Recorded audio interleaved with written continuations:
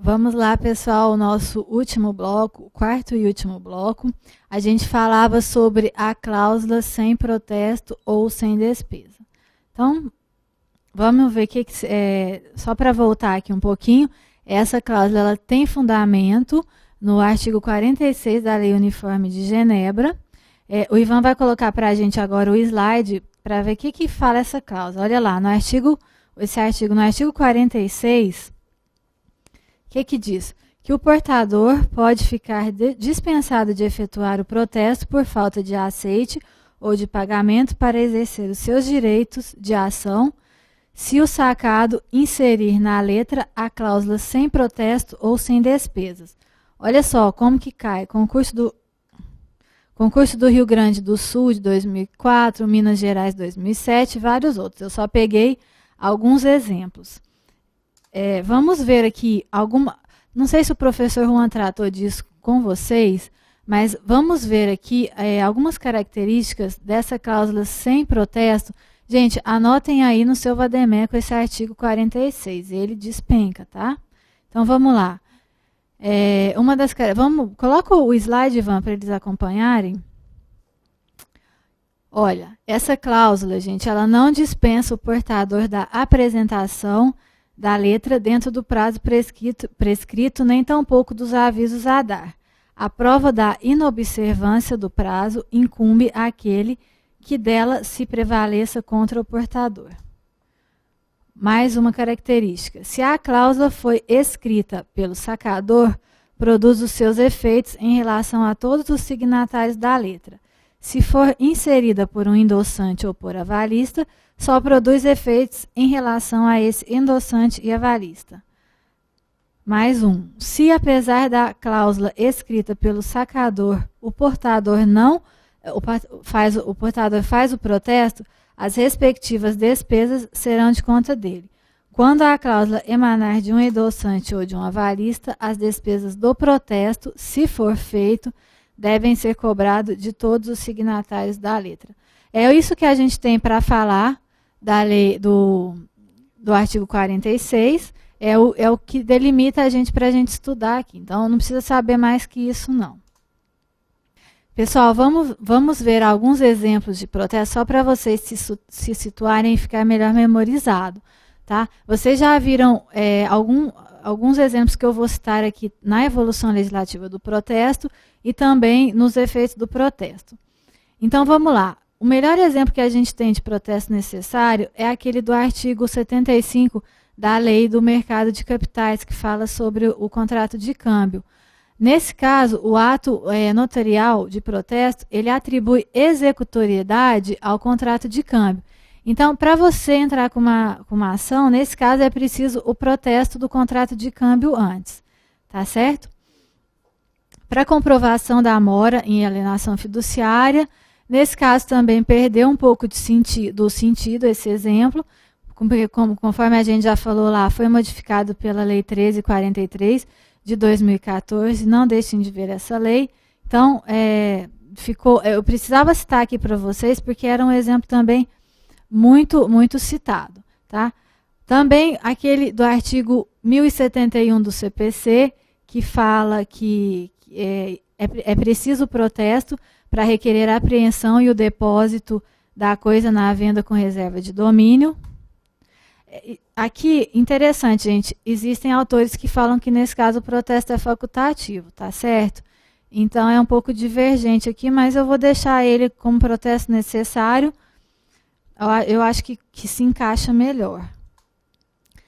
Para requerer a falência do devedor, para que o portador da duplicata ele exerça seus direitos creditícios em relação aos coobrigados e avalistas. Então, função aqui, lembrem sempre, função conservatória de direitos.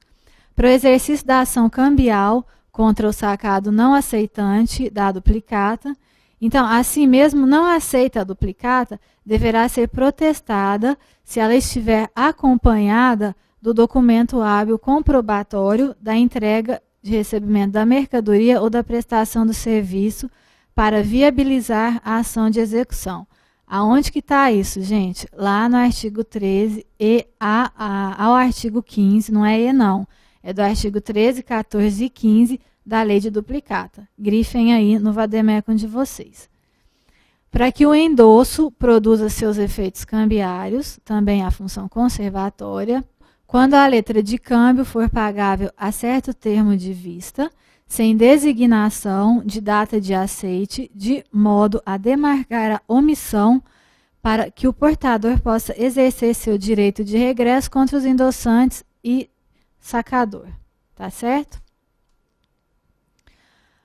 Outro efeito do protesto Ivan, solta o slide aí para a gente, para o pessoal acompanhar melhor.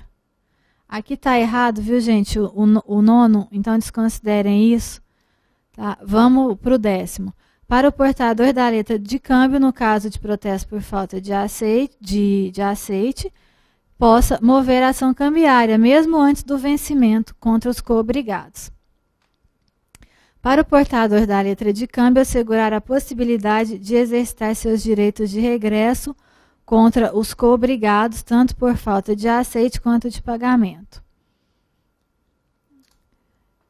Pessoal, vamos agora para o protesto facultativo. Eu já dei bastante exemplo, até mais do que eu devia por causa do tempo aqui. Vamos para o protesto facultativo. O que é o protesto facultativo? O protesto facultativo, ele é aquele em que, se não for determinado por lei, como necessário. Então, o conceito dele é por exclusão. Se não for determinado por lei como necessário, o protesto será facultativo.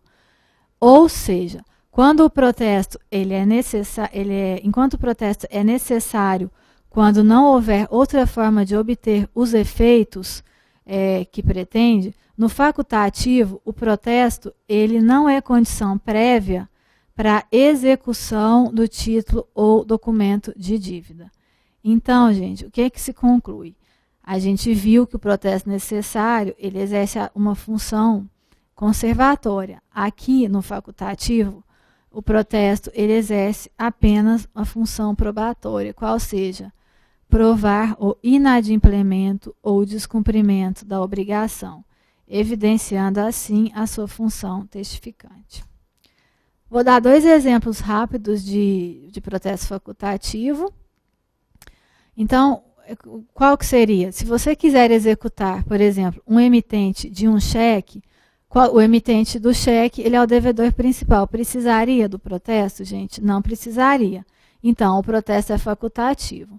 Se você quiser executar o sacado de uma duplicata que deu aceite, você não precisa do protesto. Por quê? Porque o sacado ele é o devedor principal.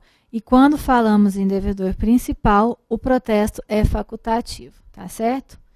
Então, vamos avançar aqui. Essa parte já de protesto facultativo e necessário já foi dada. Vamos ver o que falta aqui para a gente. Deixa eu pegar minha canetinha aqui.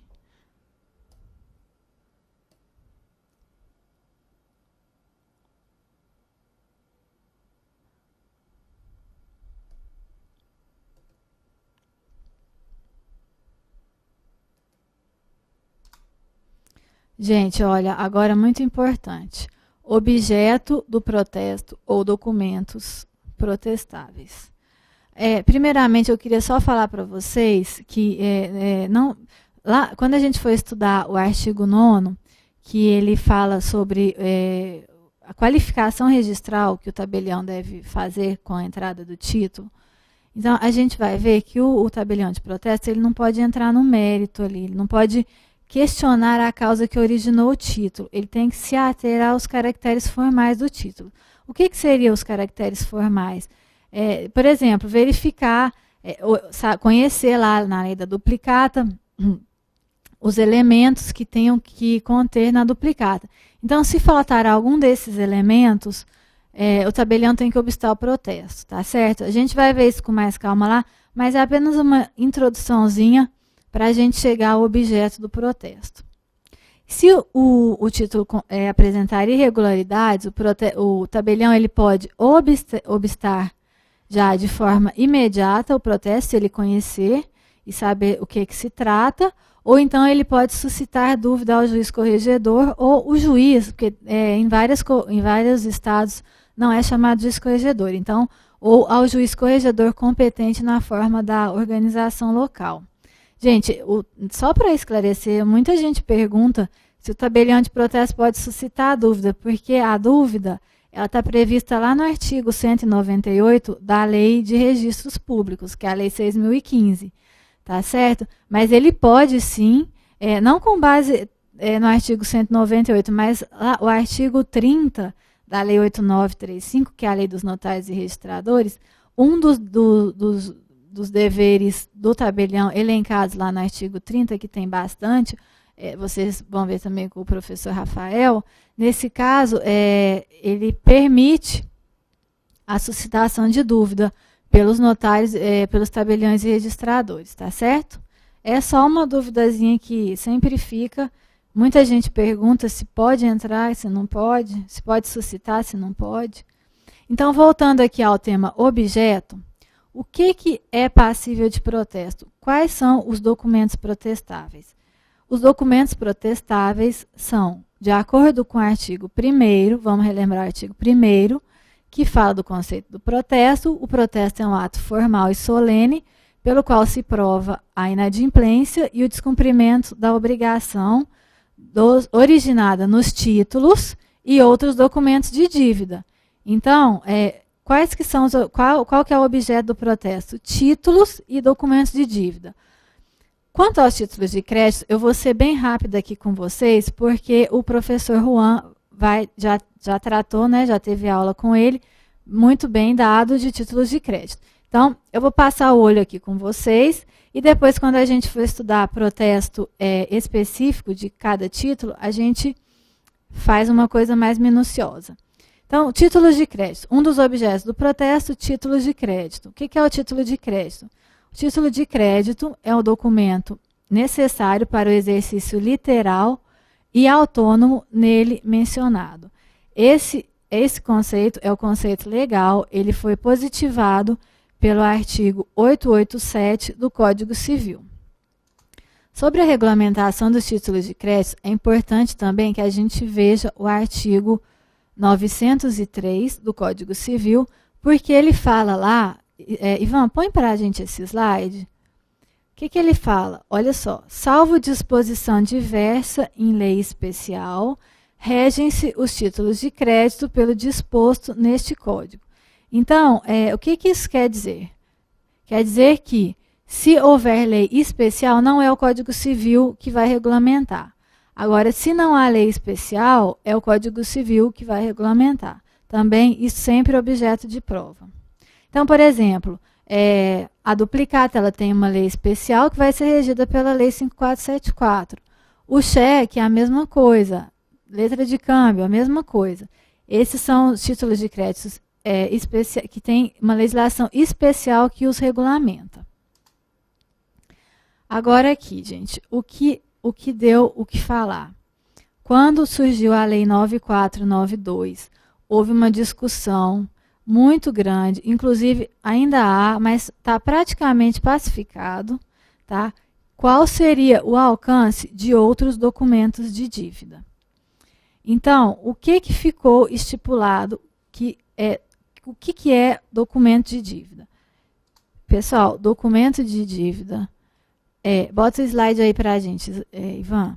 Documento de dívida é todo título executivo judicial. Aonde que está o título executivo judicial? No artigo 475-N do Código de Processo Civil. Hoje, ele está correspondendo ao artigo 515 do novo CPC, ou extrajudicial. Artigo previsto lá no artigo 585, correspondente ao artigo 784 do novo CPC. Então, vamos de novo. O que é documento de dívida?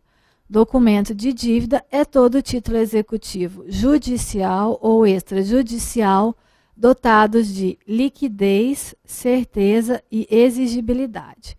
Se contiver a certeza, a liquidez e a exigibilidade, e for título judicial ou extrajudicial, ele é passível de protesto.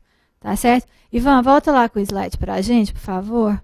Então, vamos lá. Liquidez. Liquidez diz respeito à indicação do quantum devido, ou pelo menos a indicação dos elementos que, através de simples cálculo, permitam indicar o quanto devido. Certeza, ela decorre da perfeição formal do título, que retratará a obrigação certa quando nele estiverem estampadas a natureza da prestação, seu objeto e seus sujeitos. E a exigibilidade diz respeito à eficácia atual do crédito que decorre do inadimplemento e da ausência de termo ou contraprestação pendentes e de inconstitucionalidade da norma ou interpretação que fundamentou a decisão judicial. Olha aí, pessoal, questãozinha do concurso de Minas de 2007. Tá certo? Então, para lembrar, os títulos executivos judiciais e extrajudiciais, eles são dotados de força executiva, sobretudo as decisões judiciais transitadas em julgados. Questão do primeiro concurso do Estado de São Paulo, de 1999, a discursiva foi sobre o protesto de sentença judicial. Isso, hoje em dia, também despenca. Vocês vão ver que o novo CPC tem um artigo sobre isso, a gente vai estudar. Quando estudar os protestos de títulos em espécie, na parte de sentença, tá certo? Então, o que se percebe hoje, gente? Se percebe que hoje o tabelião de protesto ele tem uma qualificação muito mais jurídica do que antigamente. Ele tem essa qualificação jurídica, ela já tinha, mas com a Lei 9492 ela se aprimorou. Então, hoje o tabelião de protesto ele tem que ter conhecimento de vários ramos do direito. Ele tem que conhecer o Código de Processo Civil, ele tem que conhecer o Código Civil, ele tem que conhecer o Código Tributário, porque hoje é permitido protestar CDAs. Então, a qualificação hoje dele é de muita responsabilidade, é muito jurídica, tá certo? Vamos lá ver uma questãozinha da prova oral. Bota aí, Ivan, por favor. No regime anterior à Lei 9492, já se admitia o protesto de documentos que não fossem cambiários? Já existiam outros documentos de dívida? Pessoal, o termo outros documentos de dívida, ele foi apenas positivado na Lei 9492, mas ele já existia. Então, a gente já viu ali que o protesto de câmbio é um exemplo. O contrato de alienação fiduciária também. Eu disse protesto de câmbio? Não, é o contrato de câmbio, tá? Desculpem. Os contratos de compra e venda com reserva de domínio, além de outros também títulos para fins falimentares, eram outros documentos de dívida e eram passíveis de protesto, tá certo? Aqui vamos ver um pouquinho, bem rápido, porque o professor de processo civil que vai tratar com vocês sobre os títulos executivos judiciais. Mas eu vou pincelar algumas coisas que são importantes aqui para o protesto. Ivan, bota na tela para a gente, por favor. Então, o artigo 475-N, ele diz que são títulos judiciais a sentença proferida no processo civil que reconheça a existência de obrigação de fazer, não fazer, entregar coisa ou pagar quantia. Deixa eu só fazer uma observação rapidinha. Eu coloquei essas colunas aqui para vocês, porque o correspondente do artigo 475-N, correspondente do novo Código Civil dele é o 515. Hoje acho que hoje o código fala sobre apelação, no 515, né? Então, agora é sobre títulos executivos judiciais. Percebam que antes, aqui no atual, ele fala de sentença. E no novo Código de Processo Civil ele fala sobre decisões. Ele ficou muito mais abrangente, né, gente? Ficou bem mais acertado também. Então, aqui é uma questãozinha que eu já falei para você, eu não vou repeti-la. O que tem para falar aqui sobre títulos executivos judiciais a protesto? Leiam esse artigo 475N, ele está basicamente, é a mesma correspondência do artigo 515, mas eu vou pincelar aqui o que foi já pedido em prova. Ó, sentença arbitral. É possível protestar sentença arbitral? É sim, gente, desde que ela seja dotada de certeza, liquidez e exigibilidade. Por quê? Porque ela é um título executivo judicial, tá certo? Então, de resto, não tem, é ler, saber, decorar e ir lá fazer a prova, tá certo? E depois vocês vão ver isso mais aprofundado com o professor de processo civil. Ele vai explicar inciso por inciso para vocês aí. Na parte de protesto é isso. Vamos ver agora os títulos... Não, voltou aqui. Gente, eu tenho um negócio importante aqui que eu marquei. O artigo 515 do novo Código de Processo Civil, ele inovou em um inciso aqui. Bota lá para a gente, Ivan. O inciso 5, ele diz que são títulos executivos judiciais cujo cumprimento dar-se-á de acordo com os artigos previstos neste título. Olhem o que diz o inciso 5.